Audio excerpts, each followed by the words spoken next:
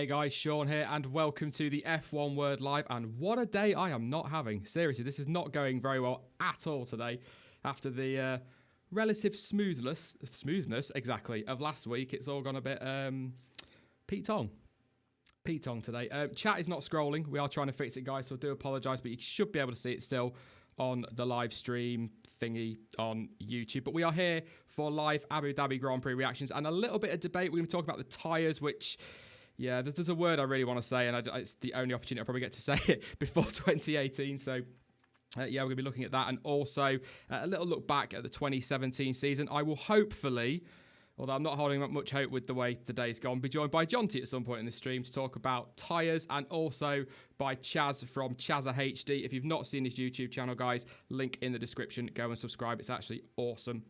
Some solid analysis on there. So hopefully he's going to come in a little bit later as well. Are we all okay? Is everything's working? Are we actually getting somewhere now?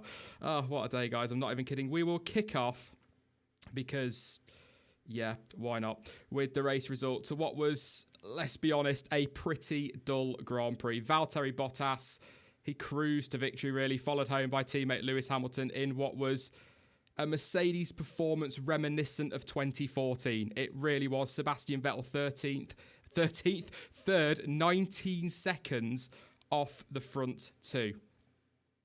The only way that's worse for Ferrari is that Kimi Raikkonen was 45 seconds off the top two.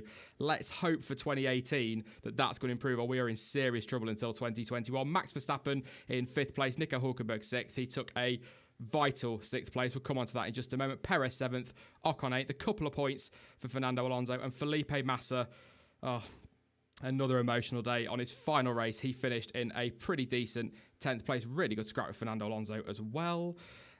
Result number 2, or second page, if it wants to work. There we go. Romain Grosjean in 11th place today, with Stoffel Vandoorne 12th, Kevin Magnussen 13th, Pascal Wehrlein 14th, Brendan Hartley and Pierre Gasly coming home in 15th and 16th in what was a pretty torrid weekend. And to be fair, a pretty disappointing end to the season for Toro Rosso. Marcus Ericsson finished 17th and not last. That's celebration again, guys. If you've been in Discord this week, you'll know how I feel about Marcus Ericsson. So it's fantastic that he finished 17th. And Lance Stroll, as if you thought his weekend couldn't have been any worse, he came home last behind Marcus Ericsson. Carlos Sainz retired after a wonky wheel issue in the pit stop. And Daniel Ricciardo, yeah, he can't get a break, that guy, can he? He really can't at the moment. But yeah, I mean, I'm going to try, guys. I am going to try and talk about this race as best I can, but really, that's about as close as the race got. To be honest, down into turn 1, it was so boring. So boring, and I don't often say that about Formula 1. I always try and find something to excite me, but if it wasn't for the midfield today, we would have had no race whatsoever. Absolutely no race, and that is not good for Formula 1, especially with all this talk over the 2021 changes, and it's the closest season we've had for a long time. It's just not good. It's just not good. And I was really gutted because I wanted a big epic finale. Nothing on the line, really, outside of the midfield. You know, Vettel scrapping with Hamilton and Bottas and Raikkonen kicking off. And I wanted to see that. Verstappen coming through and maybe even Maldonado making an appearance. We wanted a really good finale and it just did not happen. And I'm absolutely gutted. I really am about it. But hey-ho, it's not the best way to end the year, but obviously, it will get better. That kind of sums it up. That's not even far into the race, and the Mercs just absolutely vanished. I have to give Bottas a bit of a shout-out for this, because actually, to be fair, yeah, I think he was in control, but I do wonder how, at the races, if you like, Lewis Hamilton was. He didn't seem overly bothered this weekend. I think championship wrapped up, end of the season, kind of that last day of school feeling. He didn't seem bothered, and that's a shame. I think that kind of cost us a little bit of the race, but at the same time, Bottas had him covered for most of the weekend, so maybe I'm wrong. Maybe Lewis just wasn't at the races when it comes to Valtteri Bottas. That is what saved the race this weekend, and that was the midfield. Felipe Massa and Fernando Alonso, a fantastic fight. The only fight better than that was Grosjean and Stroll. I'm not even kidding. Yes, Grosjean and Stroll. He didn't crash. Grosjean did not crash. Brilliant scrap between Felipe and Fernando, and a great way to say goodbye to Felipe Massa. We'll come on to him a little bit later in the video. He's going to be missed. He really is going to be missed, but a fantastic scrap between them two. And that, obviously, Fernando finished 9th and Massa 10th, so that was for a couple of points. So actually quite a critical scrap in the end. And then, yeah, a bit more Felipe Massa there, but was really impressed. Really impressed with Massa this weekend. Although he did look a little bit deflated. I think Martin Brundle said it on Sky Sports F1, if anyone saw that. He was... it just seems so down in the dumps. Whether it's I don't know whether it is just, again, end of career, not really bothered, or whether I still think, and I know a lot of you do, I still think he was forced out of that team. I think last year he wanted to retire.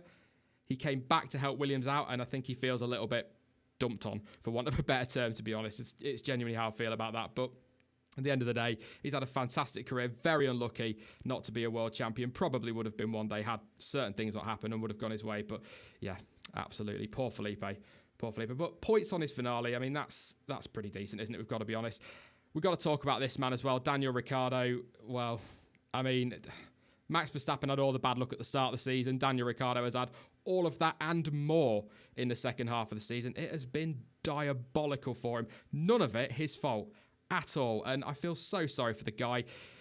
It cost him in the championship as well. I think he ended up dropping to fourth. We'll have a look at the standings towards the end of the stream. Or I might even do it actually after we talked about the race. We'll go on to the other things that'll be a bit more interesting, hopefully. But just gutted for Daniel Ricciardo. Such a nice guy. One of my favourite drivers, if not my favourite, after Marcus Ericsson, of course. So yeah, it wasn't good. Hopefully 2021 we're going to get a much better season. 2021, 2018 we'll get a better season. Otherwise, like I say, we're just hanging around waiting for 2021. But Red Bull, they'll find form. I hope Renault come with a decent engine next year. McLaren's input, Red Bull's input, and then their own facilities, that's going to make a big difference. But yeah, I just feel so sorry for Daniel Ricciardo, I really do. But we have to go on to Nico Hulkenberg very, very quickly. And what was actually really the only scrap, and when I mean only scrap, me and some of the lads on Discord, by the way, there'll be links in the chat for Discord if you want to come and join us. But me and some of the lads in Discord were talking yesterday and trying to find the scraps. We were looking back at stupid things like driver of the day, the most fastest laps. This was literally the only real scrap on track for this weekend, and that was 6th place in the Constructors, and Nico Hulkenberg got it. Now, he seemed to have the pace on the Force Indias this weekend, so I have to give him that. And he was absolutely fantastic in the race. But there was one incident, and you'll know which one I'm talking about if you see the race, where he went to make a move down the outside of Perez. Perez locked up and ran wide, of course, ran him out of room. But then Nico Hulkenberg floored it across the chicane, completely cut the chicane, absolutely floored it, and gained a position and did not give it back. Now, that was costly. He got a 5-second time penalty, which he served at his pit stop. But he was well clear. It was about 8 or 9 seconds up the road from Perez. So, effectively, no penalty at all. Now, I don't want to take anything away from him because he's not had the best of seasons, but he's been solid. He's been okay, and he had a lot of potential. He was a big name in the Ferrari frame, wasn't he, at one point, and he kind of fell away from that. But he's had a really okay season, but a fantastic weekend. So I don't want to take too much away from him, but without that incident, you could probably argue it would have been a lot closer. But like I said, actually, having said that, he did kind of have Force India in his pocket for most of the weekend. So, yeah, well, I mean, we'll see how that goes. We'll see how it goes, Nico Hulkenberg. But, yeah, hopefully a better season for Renault next year. I think all the noises they're making are that they're looking good for 2018. It'll be a big step forward. But then they were making fairly big noises for 2014, and that was absolutely diabolical. In terms of other incidents, Kevin Magnussen had a spin on the first lap, completely all by himself. Nothing really happened. It wasn't thrilling at all. And I think... Carlos Sainz, he came out of the pit lane, didn't put a wheel on properly, ended up with a wonky wheel, had to retire with that. That's going to be an interesting one for next season, actually, because obviously the rule states that you get a grid drop for the next Grand Prix. So whether they'll roll that into 2018, I'd be surprised if they do, but this is the FIA, and they just generally make it up as they go along. So I guess we'll talk about it. But one big thing I've got to mention, the logo was revealed at the end of the race. What do you guys think to that, the podium, the logo? I'll be honest, when I did my video, my news roundup on it, I hated it. Absolutely hated it. Having seen it now, it actually looks okay. It actually looks all right. I'm not overly bothered by it. I mean, at the end of the day, it's a logo. If you don't like the logo, just forget about it because it shouldn't affect the on-track racing. If it does, I'll be very surprised. But one thing I will say is conspiracy theorists are going to love the fact it's red, especially that whole Ferrari International Assistance crew. So that's good. But it's not. I don't think it's that bad. You insane? Yeah, a little bit. I am a little bit insane. I'll admit. Today it's been a bad day. I'll probably look at the logo tomorrow and hate it. But the day I've had, it's probably the best thing about my day. So yeah, it could have been worse. It could have been one of the other two. Let's put it that way. But I will miss the old logo. It is definitely end of an era. End of an era for sure, as I quote Nico Rosberg again. Let's look at the drivers then. We'll do that now. Lewis Hamilton, that's the final standings. He's world champion, as we know. Vettel second, Bottas third. Didn't quite get second today in the championship. Raikkonen, he's in fourth place, just jumping Daniel Ricciardo by 5 points. That is so frustrating. I would love Daniel Ricciardo to finish fourth. He totally deserved it this season. Max Verstappen, as I've been saying pretty much since the summer break, a fantastic turnaround, a great recovery to his 2017 season. Perez pipping Ocon to 7th. That'll be a little bit of personal pride there, I'd imagine. But that's 187 points for Force India in total there. That's wow. That is really impressive. Carlos Sainz, 54 points, outscoring his teammate. But of course, a lot of those points were gathered at Toro Rosso. And Nico Hulkenberg did jump Massa on race results for 10th. So Massa did actually finish 11th on the same number of points, but on countback or whatever they do. He finished ahead of him. So they are your final top 10 standings, guys. The constructors, though, the big change you'll see there. Renault have jumped up to 6th place, but Mercedes are comfortably the champions. It just didn't end up close in the end, did it? Ferrari 2nd, Red Bull 3rd, Force India 4th, Williams 5th, Renault in 6th place. Fantastic. And 4 clear of Toro Rosso. Anybody believe the conspiracy theories that Toro Rosso have been having their engines tampered with by Renault? I don't, but there are some out there. Haas finished in 8th place, McLaren 9th, 30 points. Not good for McLaren, but given the season they've had in that Honda engine, it's probably not all bad, to be fair. And Sauber with their 5 points gathered by Pascal Wehrlein earlier in the season. It's a bit odd that Pascal Wehrlein's name appears to be the one that's going to get dropped from Sauber, yet he's the one that got them the 5 points, which, okay, in the end, hasn't actually made any change to their championship position. But ultimately, yeah, I mean, that's 5 points. You know, you think they get a little bit more credit, but yeah. Yes, every team did get points. It's not often, not often in F1 that happens. Not often, but yeah. Very happy about that one. Sauber will be, I can imagine, kind of gutted, actually, back on that point. Sorry, just randomly. But, 5 points 3 seasons ago, maybe even 2 seasons ago, would have seen them finish, well, probably still 10th. But, yeah, at least gained 1 position in the championship. But, yeah, not great. Not great for them, but I think they'll be a little bit disappointed. Let's move on from the race. Did anybody absolutely love the race? Actually, I'll look at chat because that's not scrolling. I've now got to turn and look at the other screen. So, did anyone really, really absolutely love the race? The greatest race in the world, or do you all kind of agree it was a bit crap, if we're being honest? Yeah, we'll leave that one. We'll come back to that. We're going to go on to tyres now because I think that's probably that's very stretched. I do apologise, but we're going to go on to tyres because that's probably the biggest thing news-wise that came out this week, and that is that we're getting seven dry compounds and 2 wet compounds. That is 9 new compounds of Formula 1 tyres. 9. That is ridiculous, and it is 9 because every single one is being made a grade softer than this year's current spec. So, for example, brace yourself on this. The super hard giggly becomes the hard becomes the medium becomes the soft becomes the super soft becomes the ultra soft, and the ultra soft becomes the hyper soft, and they're even softer than they were. I mean, it's ridiculous. Come on, it's absolutely ridiculous. I mean, yeah, that looks great, lots of colour, it's going to be great for TV, but as a casual fan, that is just absolutely, I just don't get it. I just don't understand it. I think I long for the days back in the 90s, the glory days as I call them, where we go back to 2 compounds and they were hard and soft. Quite simple. We didn't need coloured tyres then. We just we didn't really care. We just got told in commentary who had what tyre on, and that was kind of it. We don't need all of this. A lot of people have spoken this last week about the hard tyre not being used this year. So why have we introduced super hard? I think, like I say, it's essentially that everything's going to drop a grade. So the super hard will effectively be this year's hard tyre, if that makes sense. So it'll still probably not get used, but we will see this year's hard tyre. It's ridiculous. I can't do this. It's absolutely insane. I just think you're overcomplicating it, and there's just absolutely no need for it. There really isn't. But I'm going to see if Jonty wants to jump in here and give his say on the comments, if he could, or on the tyres rather, if he wants to let me know if I can get it to work, that is. That's the next question. Bear with me, guys. What do you reckon to the tyres? Do you think we needed the extra ones? Are you happy to have lots, or do you think it's just a waste of everyone's time? I'd go as far as say it's probably a waste of everyone's time, if I'm being completely honest. Let's see what Jonty thinks. Are you all right, Jonty? Hello. Hello, are you all right? Yeah, well, I'd just woken up after the race. So. Yeah, everyone's still a bit sleepy after that one. The new tyres then, what's your take on it all? It's a bit ridiculous, really, isn't it? It is a bit ridiculous. I mean, there's been rumours that the Super Hard is just a backup, but a backup for what? That's it. It's a backup for something that's not been used effectively, isn't it? It just doesn't make any sense at all. Yeah, and Crazy. a step down on the softness of the compound for them is good because they've all lasted too long this year. I mean, someone doing 24, 25 laps on the Ultra today. Yeah, absolutely crazy. I'll come back in just a second, John. So I just need to say a thank you to Scott of the Day, I think that is. It's just donated £10. Absolutely fantastic, mate. Thank you so much for that. He says the Hypersoft sounds nerdy. Can we please appreciate the 100-point gap between Force India and Williams? Absolutely. Fantastic for Force India this season.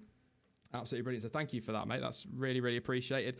By the way, all your subscriptions, guys, if I don't catch them at the end of the stream, I will go through like I did last week and read off all of your names for subscribers. So don't worry, I'm not ignoring you. I will absolutely do that at the end of the stream. But back on the tyres, mate. I mean, if you're a casual Formula One fan and you come in and you see that, I mean, what are you going to think? I mean, you can't follow it as a casual fan, really, can you? Tyre wear?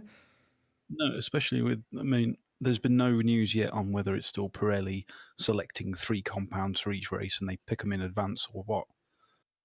All they've done is announce there's all these compounds and that's it. Surely they should give us more information on how it's going to work. I mean, the last thing I heard was that the drivers and teams will have complete and total free reign of the 3 compounds they want to take. So you could take, for example, a Hypersoft to Spain if you really wanted to, which I think is just it's a recipe for disaster. I mean, you can't run that in Spain.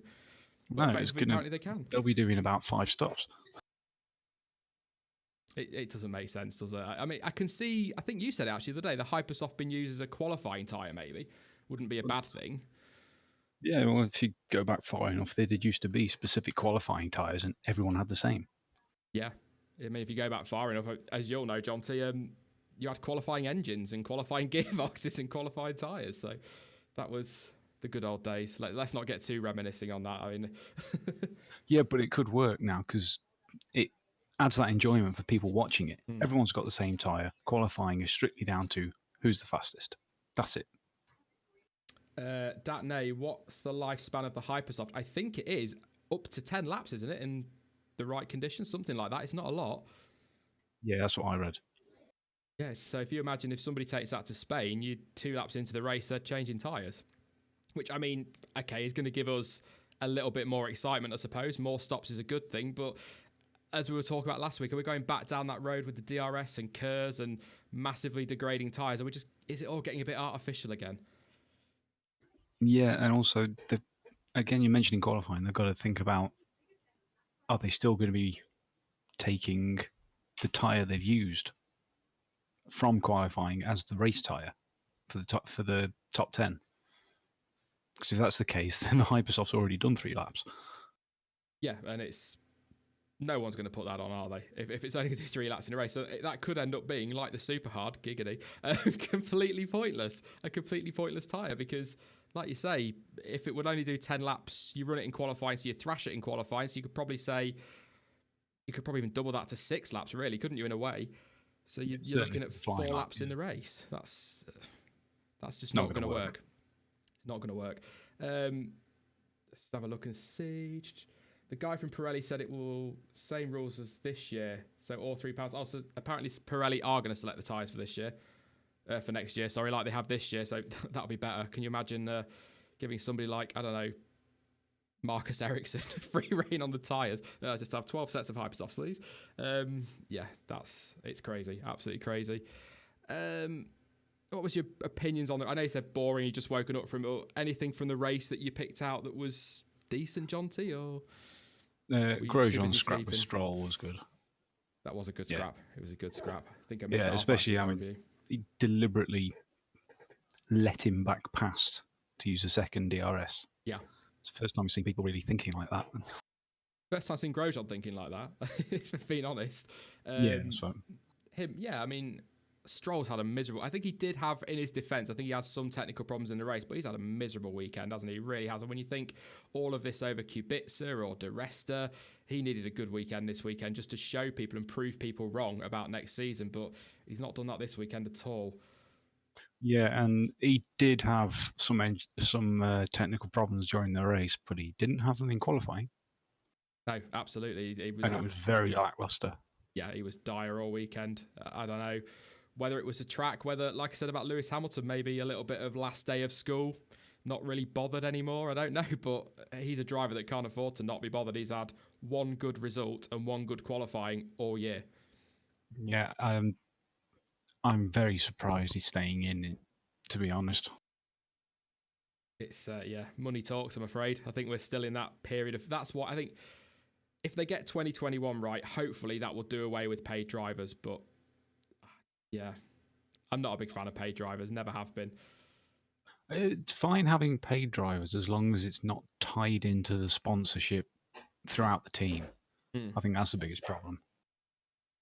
If it's just a case of, here's a seat, you pay this per race. A bit like that Sergei Sirotkin. That's essentially what all that with Sauber a few years ago, wasn't it? He basically literally paid to get in that seat. That was kind of... Yeah, same as Haryanto.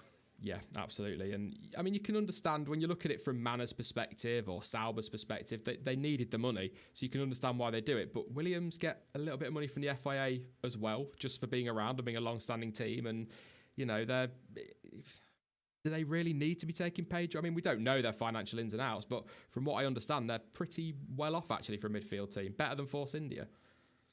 Yeah, better than a lot of them, but I think they do need the extra because... Obviously, you've got Ferrari and Mercedes all up at the top. But even this last few years with McLaren struggling, they still get a huge amount from the other teams because it's McLaren that supply all of the black boxes for every car that the FIA refer to in steward situations. Yeah, and they're hoping to have more standardised parts as well to that, aren't they? And yeah, I think that's something one else team getting a lot of money from the other teams. Yeah. Trying to think if is there something do McLaren still have the electronics? Are they still as far as I'm aware?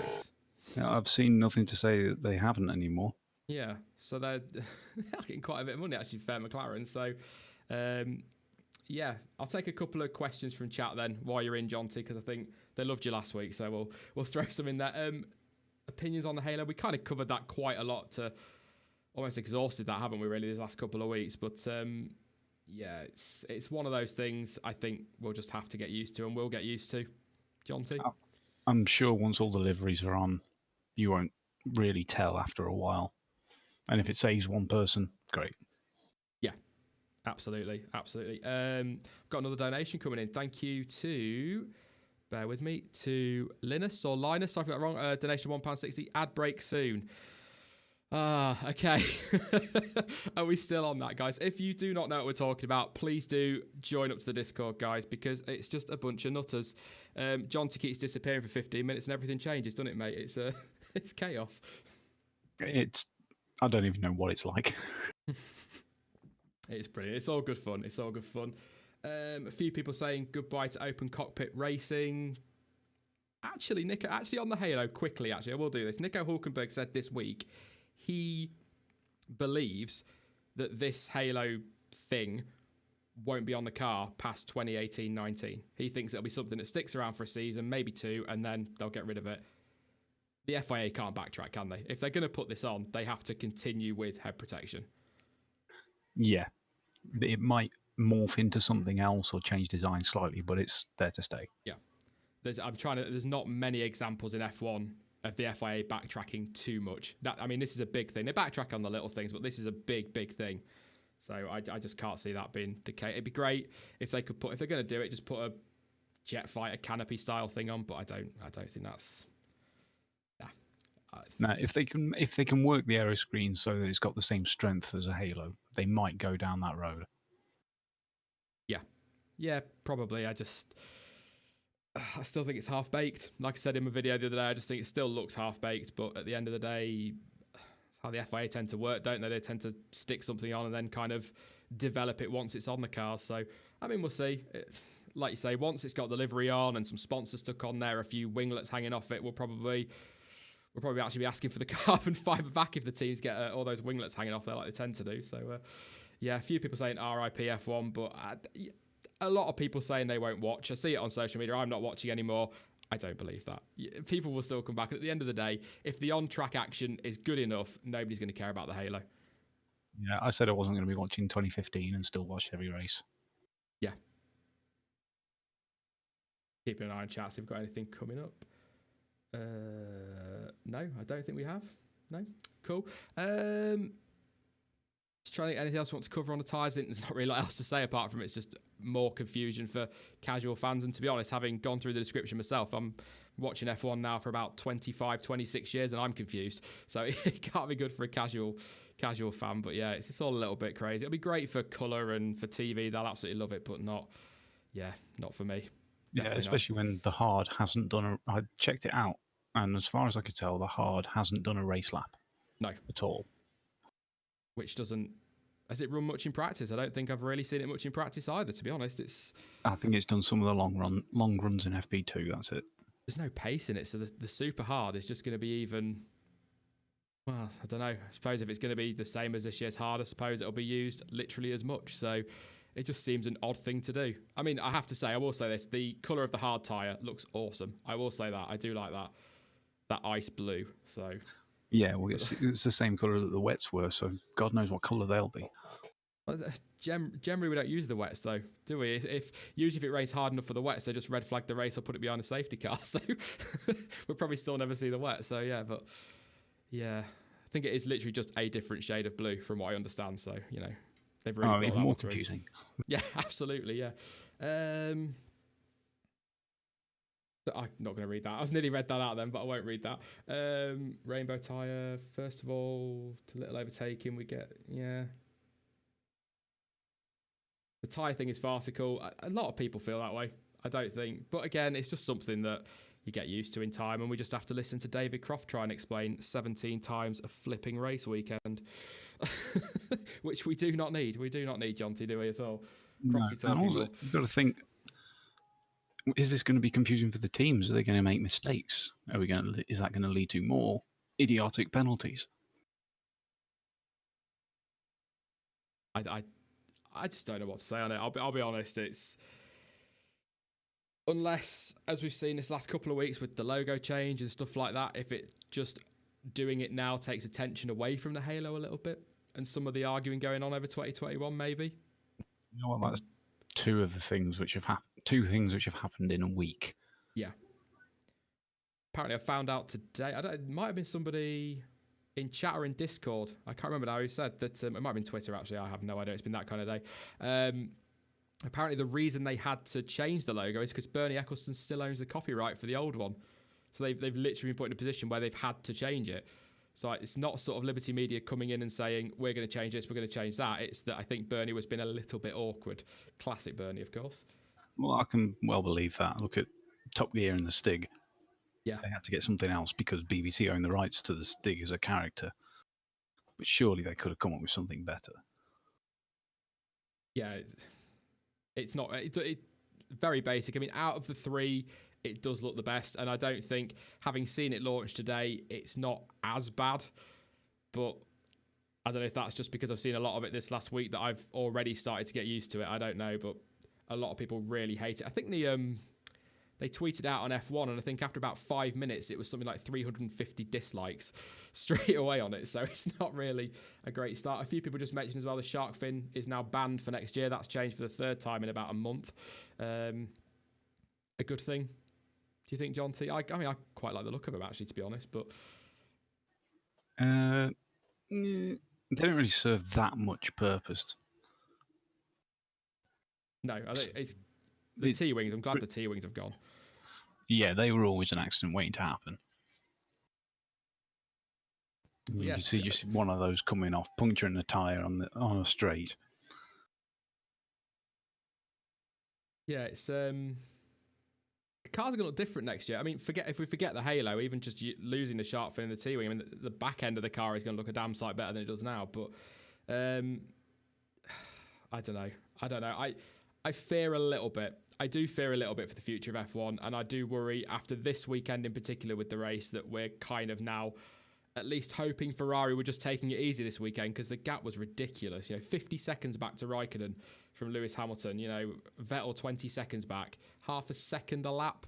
I think that worked out at guarantee. So, I mean, I'm hoping Ferrari have just had a bad weekend, because if that's what 2018 is going to be, it's not good. We're just going to end up with a repeat of 2014, 15, 16.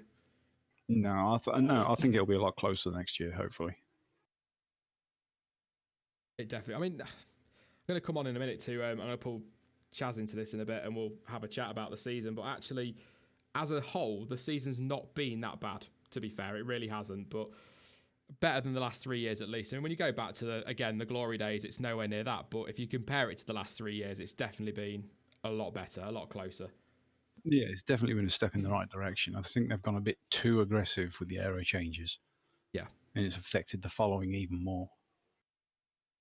Yeah, they were saying that this weekend. I think Hamilton said it after the race. He couldn't get close to Bottas, couldn't get to overtake him. And that's... I know the Mercedes was never designed to follow, but it's the front wings. All the surface aero is just too complicated. Yeah, when you look at them close up, you can get 13 or 14 individual elements each side. It's not even just 10 years ago, there were only 3. Yeah, I mean, it's in terms of engineering, it's incredible, absolutely magnificent to look at. But for racing, it's just not at all. It's just not at all. And it is affecting it. I know the FIA will probably ignore it and turn a blind eye to it and do nothing about it. But hopefully Liberty Media will just open their minds up a little bit. And of course, the other thing, just completely randomly came in mind there, Jean Todt is getting a third term as FIA president completely unopposed. So, yeah, things FIA-wise probably not going to get better for a while, annoyingly. No, that should be Ross Brawn. He'd shake it up. He would absolutely shake up F1. He'd shut a few people up for sure. But, yeah, I'm going to try and pull Chaz in. I don't think you've met Chaz actually yet, Jonty, so this could be an interesting one. So, for those who don't know Chaz, I'm hoping he's ready for this. He has got his own F1 YouTube channel, Chazza HD. Actually, a really good YouTube channel. Some great analysis on there. So hopefully, if it's going to let me do it, we'll be able to pull Chaz in and we'll talk about... It wants to do it, which I don't... Oh, there we go. We're calling, so it's working. Sorry, guys, just still getting used to Discord and all this voice chat stuff. So we will see. If not, I may just have to pull him into the chat with John if it's not going to work. It's thinking about it. Right, I'll just surprise him and pull him into the chat with John. It's probably going to be the easiest way to do it. Anything you want to say on the race, though, John T, other than what we've sort of covered a little bit?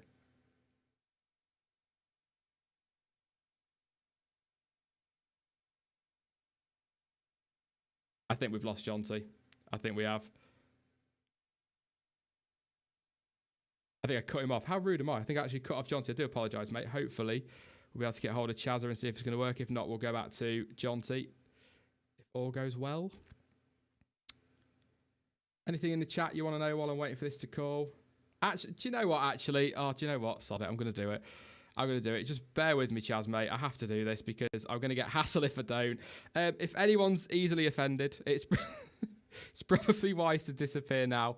But I'm now going to head, oh God, to a word from our sponsors. Hopefully this works. Do you want to know what's happened to your £350 million per week? It's gone to funding Boris Johnson F1 team.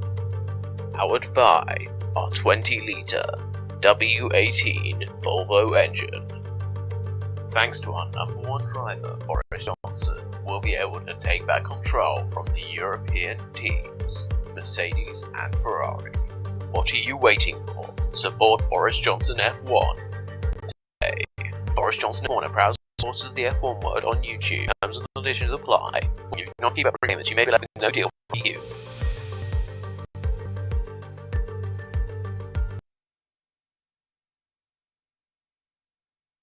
If you have no idea what that was about, to be honest, I'm not entirely sure. I do.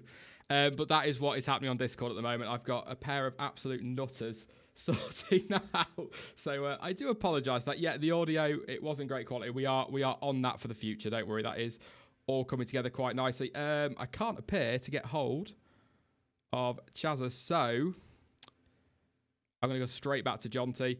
Sorry about that, mate. I didn't realise you could only do one call at a time, but I can't seem to get hold of Chaz. It's not letting me call him, so yeah.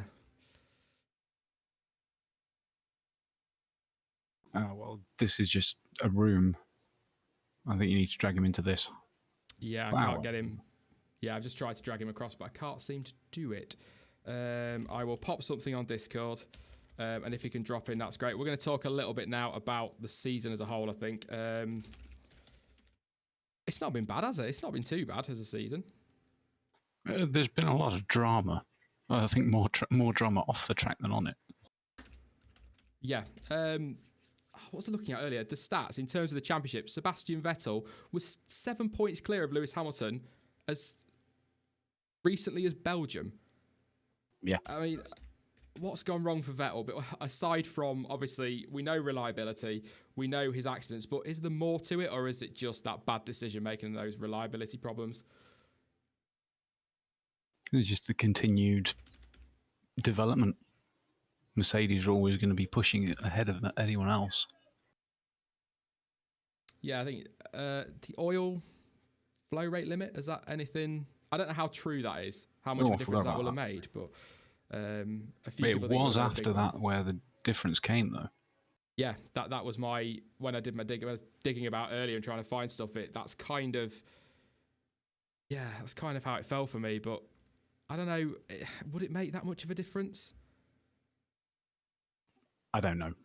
No, I couldn't find anything. I mean, it has to have some performance increase or improvement. Otherwise, there's absolutely no way that Mercedes would have fought to keep their flow rate. So there must be something in it. But it's got to come down, hasn't it, to Sebastian Vettel's, I don't know, should we say decision making for a couple of the Grand Prix that has cost him? I mean, you go back to Baku, for example. I mean, he would have won that race had he not been, frankly, stupid. Yeah, it's definitely Singapore that's caused the big change. Yeah, that crash. I don't think we've actually spoken about it. How did you view that one? That's a lot of people blame Verstappen for that, but aside from evaporating, I don't quite see what he could have done. No, he's completely innocent there, and people just jumped on him because of previous incidents where he has been at fault. It was kind of the trend to blame him. Yeah, I don't know. I think Kimi's mostly to blame on that. I put a little bit of blame at Kimi's door, and that got me a lot of hassle. But he is actually, Vettel aside, the only driver that could have completely avoided that. Yeah, he had plenty of room to his left. They were past the end of the pit wall, so he had all of the inside runoff. Yeah. Yeah, he could have. Just trying to think back to the incident he had, because it is all tarmac, isn't it, on that left hand side of the runoff? It's not. There's no grass or astroturf there at all, is there? It's. Oh no, it's tarmac everywhere in Singapore. We've got Chaz. I think we've got Chaz. Can you hear us, mate? Hello. Hiya, Chaz. Are you all right? Yeah, I'm all right. All right, mate. For those, what I'll try and do is I'll try and keep some order here. I will try my best, I promise. But for those that don't know, Chaz, as I was saying, he's got his own YouTube channel. There's a lot of F1 analysis, and it is a really good watch if you're into sort of the in-depth analysis stuff rather than just me ranting at you for 20 minutes at a time. But there are links to his channel in the description. Race today, Chaz, before we get onto the season. A good race? I've seen your video, so I kind of know what your what your thoughts are. But good race? Bad race? Absolutely terrible, to be honest. I almost fell asleep at the end.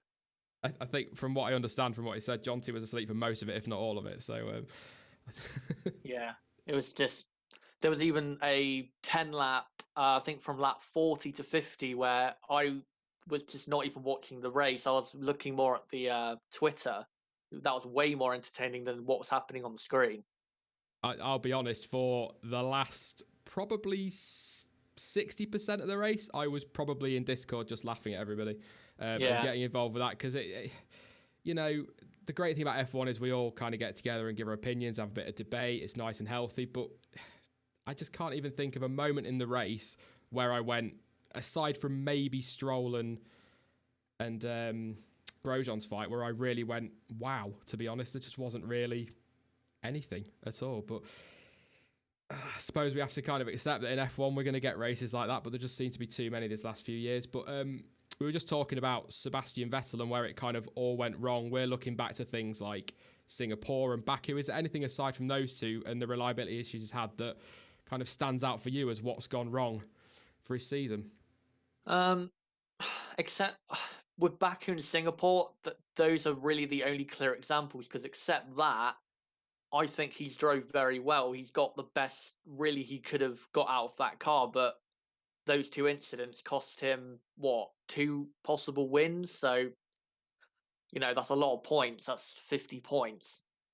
Yeah, absolutely. I'll come back to that in a second, mate. Thank you to I can't even read that. Donated £1.69. STPN Gino. Thank you for showing off our ad and supporting our great new F1 team, Boris Johnson. F1 team. What the hell did I create? But yeah, I mean, like you say, he's driven really well this year, and if you compare it to 2016, where he wasn't really at it at all, he definitely was back to his best. But did we see in 2016? I didn't even think he was better than Raikkonen, to be honest. I thought Raikkonen had, a good was a step up on Vettel. Vettel, in my opinion, really impressed me this year, because I didn't think in a car that wasn't the most dominant car he could have challenged like he did. So he did actually really impress me this season. Yeah, absolutely. Back to that donation, by the way. I've just been told it was Saint Penguino. I do apologise if I just completely screwed your name up. But yeah, I mean, have we seen that side to him? People have talked about this for many years. I'll come to both of you on this one. We'll start with you, Chaz, mate. He really is desperate to be the next Michael Schumacher. Are we seeing that side of him? Is he forcing that side of himself, or is that a side he's always had in? Well, I think he's always had it, because, I mean, think back, Turkey 2010, similar, innit? Yeah, absolutely.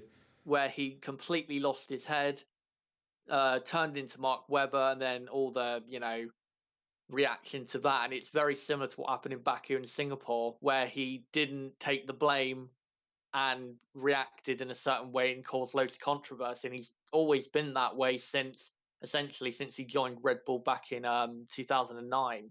Yeah.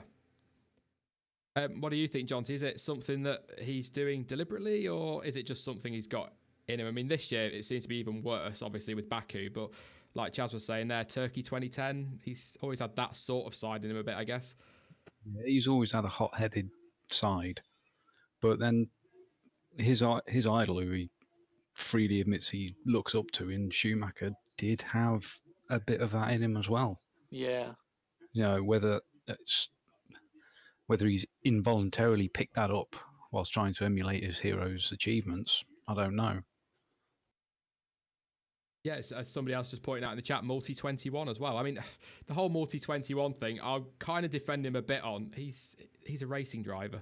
I know it's a team sport as well, but the Drivers' Championship is one that we all care about, and he's a racing driver. And if nothing else, multi-21 gave us a hell of a big story to talk about. And when was that? We're talking 5 years ago? Yeah, 5-6 years ago. We're still talking about it now. So, I mean, yeah, as controversial as that was, it's not his biggest misdemeanor, is it really, when we look back? I mean, Baku, hothead, would have won the race, almost certainly, had he not done that, obviously with Lewis Hamilton's problems. Singapore, stupid decision-making off the line, could have avoided that.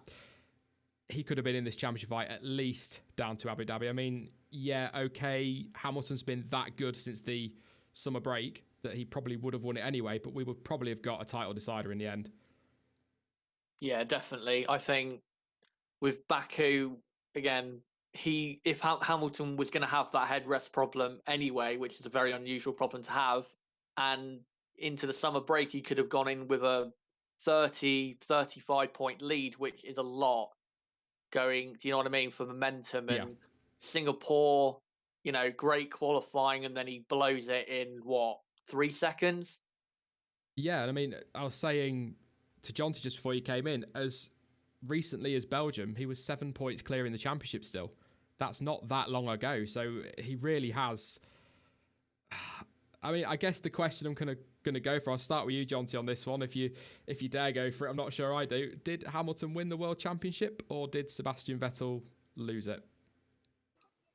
I think in this instance, Lewis won it, but there's not a lot of difference. What do you think, Chaz?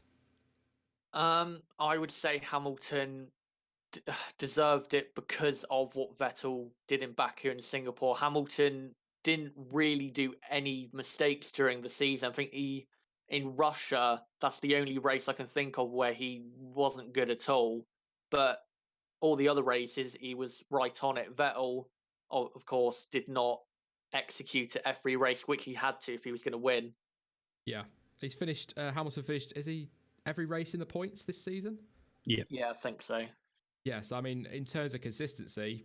Yeah, it was mentioned only the third driver in history to do that after Fangio and Schumacher.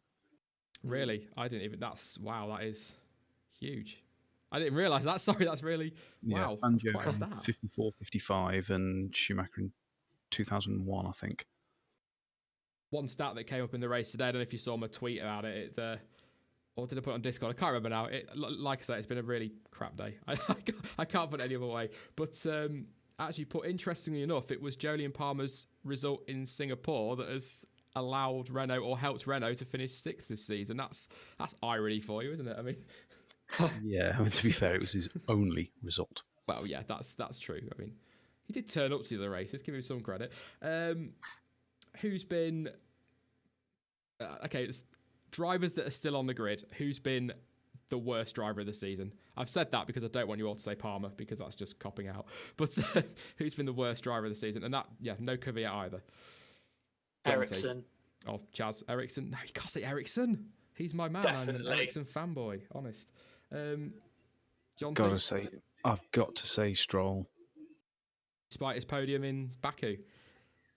That was given to him on a shiny silver true. plate. Yeah, a look of circumstance. He had one stunning lap at Monza. The rest of the team, he's been so far outperformed by Massa, it's just not even funny. Yeah, I mean, I don't know about worst driver, but I guess he's not had the car, but I've been a little bit disappointed by Van Dorn this season, actually. I thought he was going to deliver more. I mean, the car's not been great, but Alonso's still been sticking it in the points regularly now. And yeah, but I think I can understand Stroll. I get Ericsson. I kind of have to. I'm not just defending Ericsson because I'm playing the whole I'm his fanboy honest thing, but he has got the worst car on the grid. I would say that about Ericsson. He's doing, but then at the same time, in Chaz's defence, I guess Wehrlein's regularly outpaced him. So that's why I say Stroll. He has got the car underneath him. Yeah, absolutely. I will say with Stroll, I've been very disappointed with him. I thought, considering what he's done in lower formula, I thought he would say at least half the races compete with Massa. But if you look at the qualifying performances, he's been absolutely terrible for the entire season. We've actually got a good point in chat, actually. Not the worst driver, but Kimi Räikkönen has been the most disappointing driver of 2017.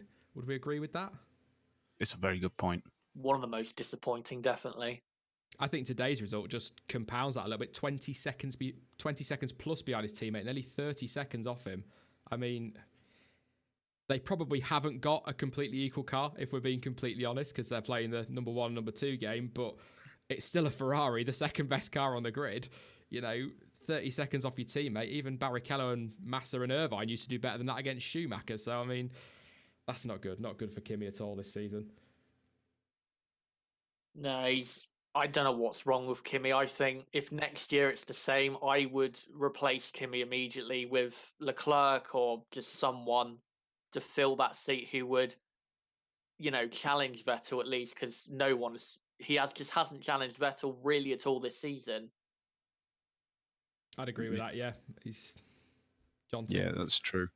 I'd probably try and get Leclerc in there as well. I think having him do a year to get experience in a lower team will hurt him. Yeah, absolutely.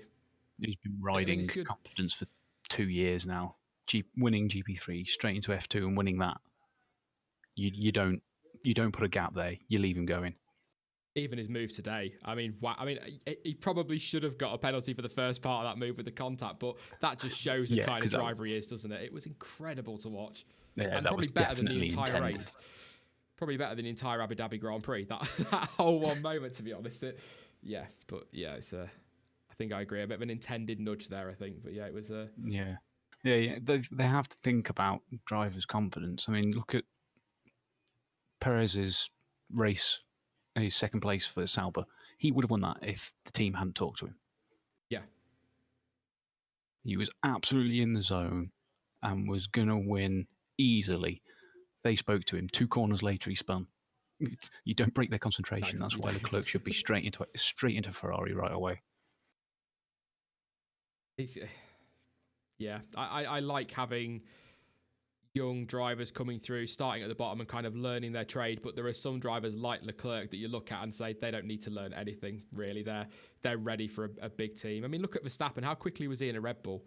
You know, Toro Rosso didn't hurt him as such, but you could have argued that, and I'll probably get slammed here for this one, but you could probably argue that he could probably have gone straight into that Red Bull rather than stepping into a Toro Rosso. Obviously too young, I guess, but...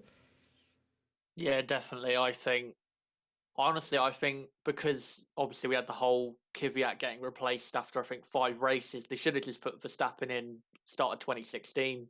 Yeah. Yeah, I think it was clear in 2015 that he was going to be an absolutely amazing driver in terms of pace and, you know, overtaking and all that. Do you think that was because Red Bull, I guess, had to have an excuse to put him in, if that makes sense? Obviously, Kvyat wasn't that bad in his first year with Red Bull. He wasn't great. He wasn't on Vettel levels, obviously, but he wasn't that bad. So do you think they were just looking for example, Russia, for an excuse to drop him to put Verstappen in? Exactly. I think they were just waiting for Kvyat to have a couple bad races, or with that Vettel in Russia where I think he hit him like 3 times. They were just waiting for an excuse so they could just throw Verstappen in and then, you know, build him up in that Red Bull car. Yeah, that all started, I think it was China or Malaysia, I think, when he came diving up the inside. Yeah. And Vettel made the comments about him being a torpedo, what and whatnot. Torpedo, yeah. That set Helmut Marko's brain rolling. How can I get rid of him? ST #Boris Johnson F1 thinks Leclerc should go straight in a Haas. Is that much of a step forward from a Sauber, really? Definitely a step forward, but not dramatically. No. Well, we can't really say this year because Haas have had this year's engine. Sauber have had last year's. Yeah, true. And Sauber, yeah, I mean, I don't know. Step forward the Ferrari engine's made this year is huge. It is. It really is. I think Sauber are going to be much more competitive next season. Absolutely. Whether they're going to be knocking on the doors of the midfield like they were back in 2012. A couple of people in chat surprised that Perez was fighting for a race winning in a Sauber. But yeah, if they ever get to those levels again, I mean, it's unlikely. They're effectively going to be Ferrari's Toro Rosso, aren't they? By the sounds of it, possibly Alfa Romeo. The rumours have come back this weekend, which I would, for one, absolutely love. Sauber Alfa Romeo will be fantastic for Formula One. If nothing else, it's just another name. Yeah, that would be real. I honestly would prefer if they just name the team Alfa Romeo instead of Sauber. Yeah. Sauber Romeo. Sauber Romeo. It's I don't know if you know, is Peter Sauber still effectively owner of that team? Because I know he was desperate to get rid of it. I have no idea. I'm trying to think if I've read. I thought Manisha Kaltenborn bought, I think, a 51% stake to take control. I can't remember exactly though. I know he was desperate to get rid of it, wasn't he? So he didn't really want it back from BMW. So whether that's maybe what's happened with Ferrari now, that deal done, maybe they've bought a big stake in the team. I know Honda have bought a stake in Toro Rosso, so that's possibly where that's going to go. And I know Red Bull are desperate to offload Toro Rosso, so it'll be interesting. It's going to be very interesting going forward. Chaz, we've spoken about it, but a couple of people in chat, what do you think of the new logo? Brace yourself. It's, compared to some of the images I saw flying around the internet previously in the week, it's not as bad as it could have been. No, I'd agree with that. Some of the logos I saw were absolutely disgraceful, honestly. Yeah. As I said earlier in the stream, I thought they were just changing it for changing's sake, but it turns out Bernie Ecclestone has the copyright on it and it's been awkward, so they've had to kind of change it. So you kind of, I feel I have to defend Liberty a little bit there and say that if their hand's been forced, at least they've gone and picked something to replace. I'm pretty sure Bernie Ecclestone could have been bought out of that, but I'm also pretty sure that he would not have made that cheap. Yeah, they're basically just removing Bernie Ecclestone from F1 completely, aren't they? Which, in my opinion, is really not a bad thing.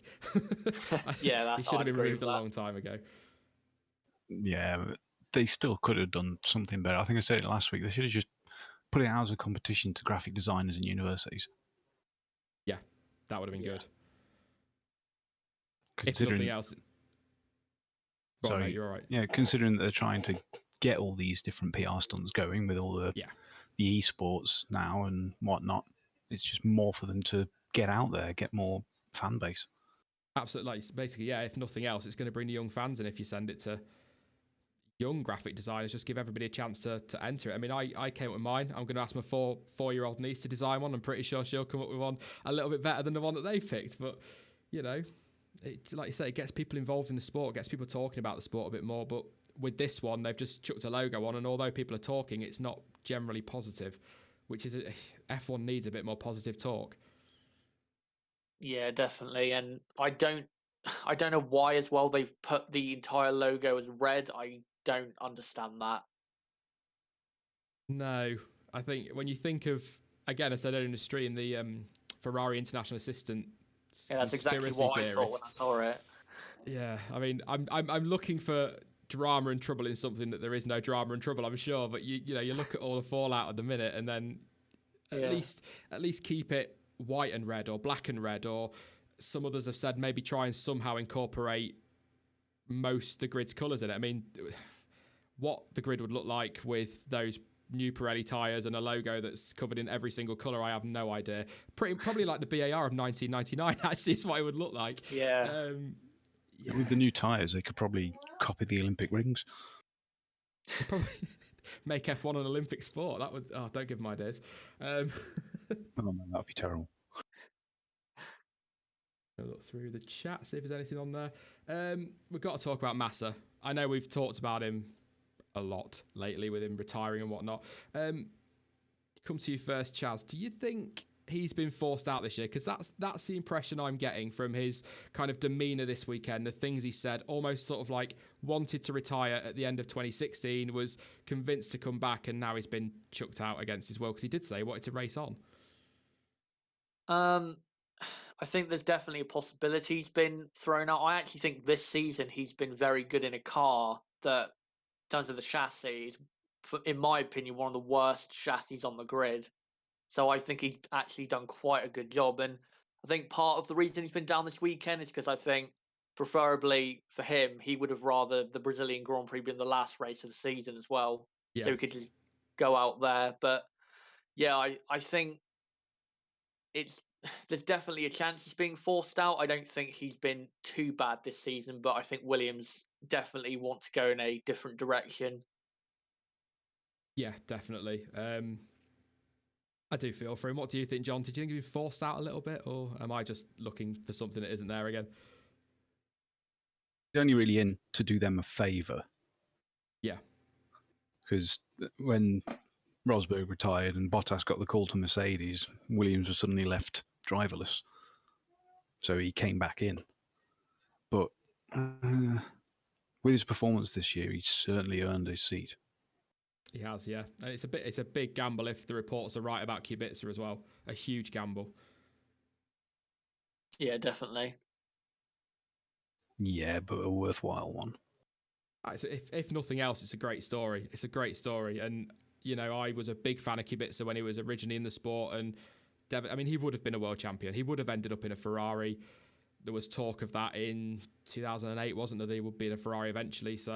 Or it was on their radar at least. So I think we'd have been looking at a world champion.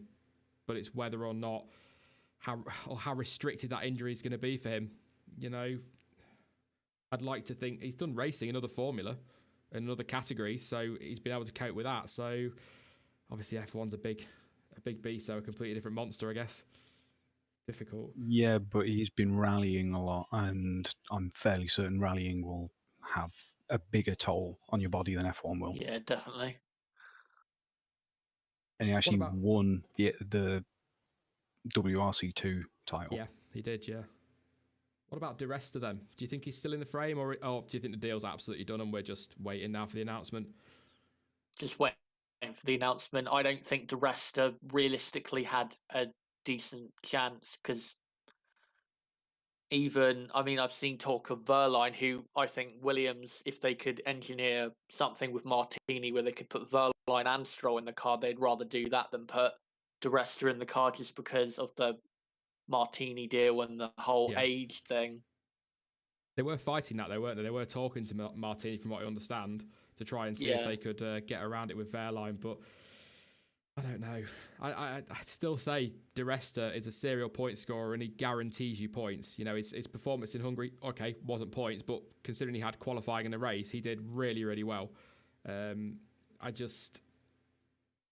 Yeah, his call was literally 1 hour and 14 minutes before the start of qualifying. Yeah. So to even post a not competitive time, but a time within the 107% rule with no practice whatsoever, go out there with a car that's not set up. He did outpace one person. Who was that? Marcus is that my mate? Marcus Ericsson. Well, to be fair, I think I outpaced Marcus Ericsson the other day on the way to work. But I still say, like I say, Di Resta was a serial point scorer at Force India. He was a good shout, but I do think Williams have been a little bit... He may have been quicker, but I think that they've been sold a little bit on the nostalgia and the story with Kubica. But if nothing else, they get in a very good driver. Whether he'll cope, we'll see. What about a driver seat share, if you like? Talk that Di Resta might do races like Monaco and Singapore. I don't like that idea at all. I don't know what you two think. No, if you're going to put Kubica in the car, you might as well just put him for the whole season. There's no real point giving Di Resta 2 races. It's kind of like false hope, isn't it? Yeah. Yeah, I don't like that idea. I've just popped my amazing graphic on the screen now for Q&A time, because I've just spotted how long we've been streaming for. We're now over an hour, which is probably a good thing given the mess around at the start with my internet connection. It decided to absolutely die on me, which was really, really nice. And I wanted to go crawl in bed and just sleep. But if you want to ask us any questions, guys, are you two okay to stick around for that one? Yeah. Yeah, that's fine. Yeah, any questions in the chat and we will answer them. Try and avoid the halo. Have we asked you, Chaz, what you think of the halo? With the halo, I'm all for safety and head protection, but I still think more years of research and development, because it kind of feels like this halo's been rushed in. Yeah, to me, I'd agree with that. Yeah, I keep using the term half baked. They kind of pinned themselves in a corner, though, the FIA. They said, we will introduce head protection by 2018, and that was the only one available. I don't know if you saw my video the other day on the Halo. I went over everything they'd gone over, and in terms of safety, in a way, you can't really argue with them, but it does feel, like you say, rushed and very half-baked, but a lot of people a little bit fed. I just read a question in chat. I'll give this one to Chaz, why not? What's your opinion on Boris Johnson F1 team and their drivers? Just say terrible. It's just terrible. What is there to say? Will Rosberg return? Jonty? No. Nah. He's very much a family man. I can respect that. He's taken his risks. He's got his reward. He's out. Yeah. Don't know about you, Chaz. Do you think, is there a chance? Somebody said to me he was in the Williams frame. I didn't believe them, and I never really repeated that to anybody because I don't believe that was possible. I know he was talking to Williams for Kubica, but I can't see him coming back. Can you? No, I think it's a smart decision for him to retire. And you got to think as well, a couple of years before he retired, you had the Jules Bianchi crash. So I think that may have played a part in him retiring early. Yeah. Arad, are you going to watch Formula E? I might give it a go this winter just to fill the void. I've never really watched it, but I might give it a go just to fill the void. Yeah, it's not bad. It's Good racing, not from what I great, understand. but it just needs better tracks. Every single track is just a straight rectangle with a couple of kinks, and that's about it. I don't understand why every race is just again the layout, just the street race. I just don't understand that. I would guess, again, not having followed it, I would guess it's to do with race distance and obviously trying to get those cars through a race distance. I mean, how far do you think, we'll go on to it, why not? How far do you think Formula E is from being able to start with one car and finish with that same car? It's going to change mid-race. Are we talking a couple of years or are we talking decades? At least 4 years. Yeah. Yeah. It'd be good. But it depends who they get involved in development. If Elon Musk gets his fingers in the pie, I'm sure it'll be very quick. Yeah, absolutely. We did this last week, Jonty, so I'll give this one to Chaz. What are your thoughts on the 2021 engine proposals? The thing with these engines is, I remember watching the stream last week, and you were saying about the cost, and that's the thing, is the teams, they're always going to react with the costs, and it's just like they try to cut costs, but then they change the engines and they're just increasing the costs. And some of the proposals in terms of like bringing back essentially KERS is, I'm just not entirely sure. A couple of them I'm keen on seeing, but kind of need to wait and see, to be honest. We're still a long way away from these coming in. And they're going to change a lot as well, aren't they, between now and then with the negotiations and things. So, yeah, I don't like the return to KERS. I said it last week. I've mentioned it again in this one. It just feels like we're going a bit artificial again. Is there anything you wanted to add on what we said last week, Jonty, at all? Yeah, just thought out of all of it, going to the old KERS, I do like, just because it's emphasis on driver. Yeah. If we're stuck with it, let's have it the best of a bad situation. Oh no. When will drivers like Hamilton, Vettel and Alonso retire? I think I answered that last week. I genuinely think Alonso could retire at the end of next year, but if he gets that fire in his belly, if that McLaren's a good car and that Renault's good, he'll probably stick around till end of 2020. I think Hamilton, 5 years. Vettel, I'm going to quote Jonty on it, will probably stick around until he beats Schumacher's record or realises it's now impossible. Yeah, I'd have to agree. I think with Alonso, it's essentially based on car performance. Though if the car still is midfield, he'll be gone very, very soon. Yeah, I think Alonso will still be, if he's fighting for 4th and 5th next year, third row, he'll stick around another year. Yeah, definitely. Do either of you have any thoughts on the inaugural Formula One esports series? Did you watch it? No, I didn't. I didn't watch it, but I don't really know what to make of it, to be honest. I think my biggest problem with it is referring to it as a sport. I think it's probably my biggest problem with esports. It's not really, is it? I mean, no, it's a competition. I just see it as a gaming competition rather than a sport. Yeah, and my main problem with esports like that is it needs to be something fictional to make it more entertaining to watch. Yeah. That's half the fun of. I mean, yes, you get simulator games, which are great, but for watching as a spectacle, I want something like Roll Cage or Rocket League. That would be good. I'd like Rocket League esports would be awesome. I'd definitely watch that one. Yeah, I don't know. I mean, it also kind of puts Codemasters in an awkward position because that means that from 2018 onwards, if this is a success, they're going to have to release a reliable game, which is probably the hardest bit about the whole thing. Yeah, because I haven't done that since 1993. Yeah, absolutely. Micro machines. Could Palmer come back to F1? No, I don't think so. No chance in hell. ST makes a good point. Chess is seen as a sport. Yeah. How fast will the McLarens be? What's their performance going to be like next season? I think they've got to be on par with Red Bull, surely, if their chassis is as good as they make out. What do you reckon, Jonty? Sorry, I missed that one. I was typing.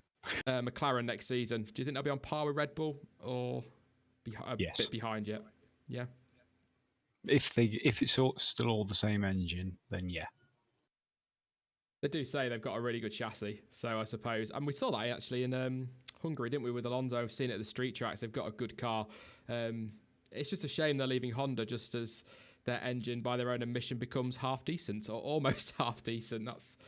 That's not a great sales pitch, is it? I hope nobody's working on advertising there at Honda. What do you think, Charles? Do you think equal to Red Bull next season or still a bit of work to do? I think with McLaren next season, I wouldn't say they have no excuses because obviously they're changing engines, but they have a lot less excuses. They have to be, in my opinion, right there. Bull, say, I mean, let's realistically think. I don't think McLaren are going to be right up there with Mercedes and Ferrari next season, but say half a second, 6/10 off whoever's fastest. Yeah. That's sounds about realistic, right, I yeah. think. I think they need to be slotting in between Red Bull and Force India. Yeah. I'd be surprised if they're faster than Red Bull. I think, if nothing else, Red Bull have got years of data from Renault, haven't they, and experience working with them, so they kind of, I don't know. Well, I'm really looking forward to 2018. I know there's a long way to go yet, but I am really, really looking forward to it.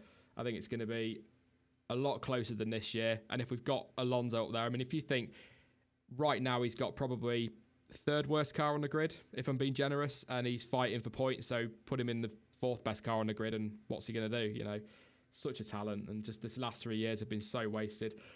How long till Mick Schumacher gets a shot in F1? That's a tough one, actually. I wish I hadn't read that.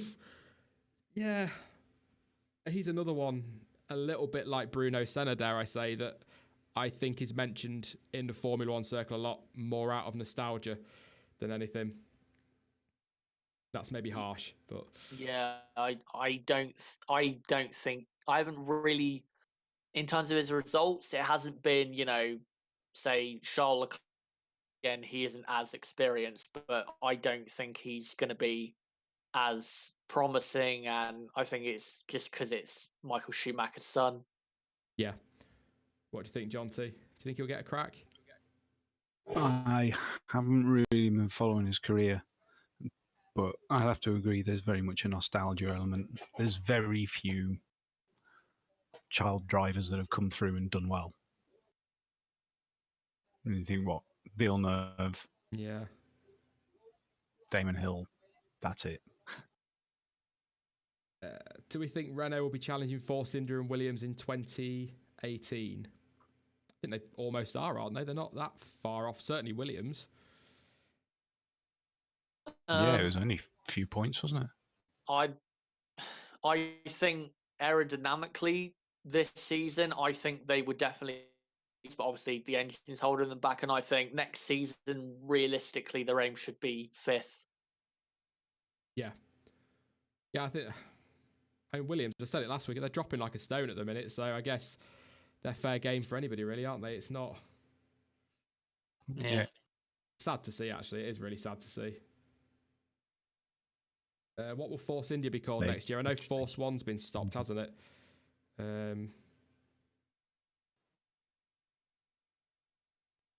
Yeah, I think Force One's been stopped as far as I know. It was too close to Formula One as a name. So they got rid of that one. Trying to have a look, see if there's anything else. Which sport will Massa go to? Will he race in another category, Formula E or something? John T? NASCAR. NASCAR. I don't know why I do see him actually going into IndyCar. Yeah, for some reason. I think it was a lot of people talking about Formula E when he was going to retire last year. So I've got a feeling that could be where he ends up. But I could see him taking a year out yet. I could see him taking a bit of time.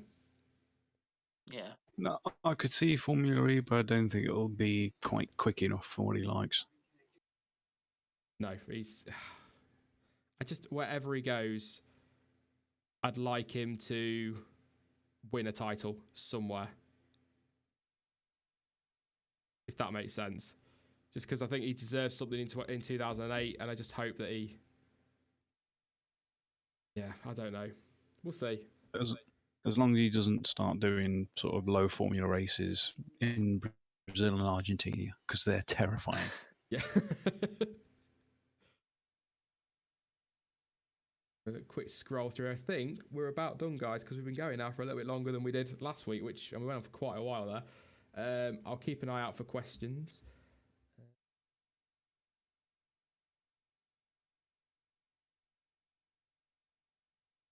Okay, one more. I know that the season's just finished, but who would you say could make the biggest improvement in performance next year? We'll start with you, Chaz, on that one, mate. Has to be Lance Stroll. Yeah. What about team? In terms of teams?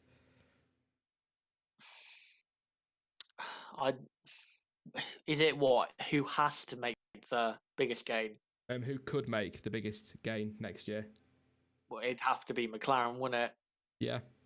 Because the best they're probably going to end up is, on par or maybe slightly ahead of Red Bull.